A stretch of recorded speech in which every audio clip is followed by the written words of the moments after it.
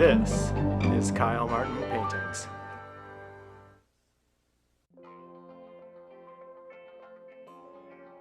Alright, good morning. We're out on Terrytown Road and we're going to do a overcast morning plein air painting. You can see right behind me there's this nice field of hay bales.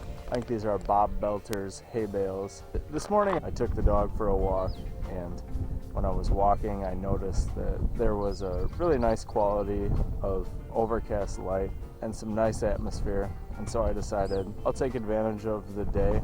And these hay bales just happen to be out in the field, and that's a nice composition of bales. And so this morning, that's what we're going to be working on. As the sun rises in the sky, I remember as the light opens up my eyes, love returning like a flower from a winter of yearning, love returning like a song rising in my heart. Now I know what your love means to me. I won't forget this love or the sweet love song it sings. I remember as the sun falls into the night, love returning like a flower and singing. Even though I'm finishing up, you can still see a little bit of the earth tone underpainting on the canvas. I use this underpainting as an armature or foundation for the painting to build upon. I create paintings with active and loose brushwork. I think it's good to remember that loose refers to the way a painting looks, not the way in which it was created. Not much smells better than some fresh cut hay in the countryside. And that's a wrap on today's painting. You know, a lot of this came together kind of quickly, all this business with the hay bales and the field of hay going back in space. That stuff didn't change too much after the initial lay-in.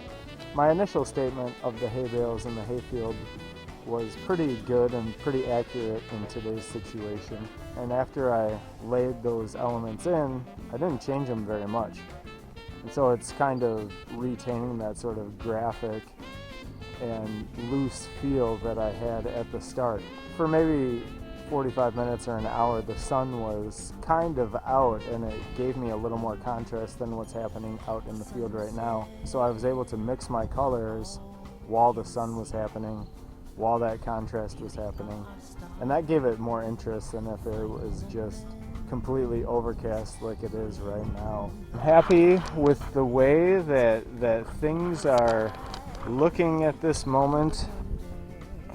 Lately, when I'm at the point of finishing a painting, I've been just pulling my cell phone out and taking a photo of the painting, and then looking at the photograph of the painting and asking myself, what needs to change to bring this closer to a finish? When you see something through the lens of the camera, or in my case, the cell phone out here, it can immediately show you areas that you weren't seeing when you're working on the actual painting. It's the same reason that I look at the painting backwards through a mirror when I'm nearing completion. I don't go through it with a fine-tooth comb. I'm just looking for those major things that are not working out in the painting, and I do my best to correct those. The one final thing that I will say is anytime that there's a warm tone happening, you know, a lot of these yellow ochre reds that are happening, even these sides of the hay bales are standing out even more than normal because I worked on a toned canvas today that was toned kind of a seafoam green color, and it's making a lot of the warmer tones stand out even more.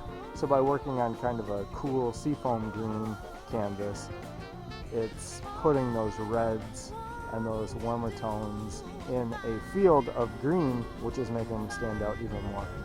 And I like that. It's lunchtime now. I've got to get home. My mom is coming over for lunch, and I'm going to make something to eat for us.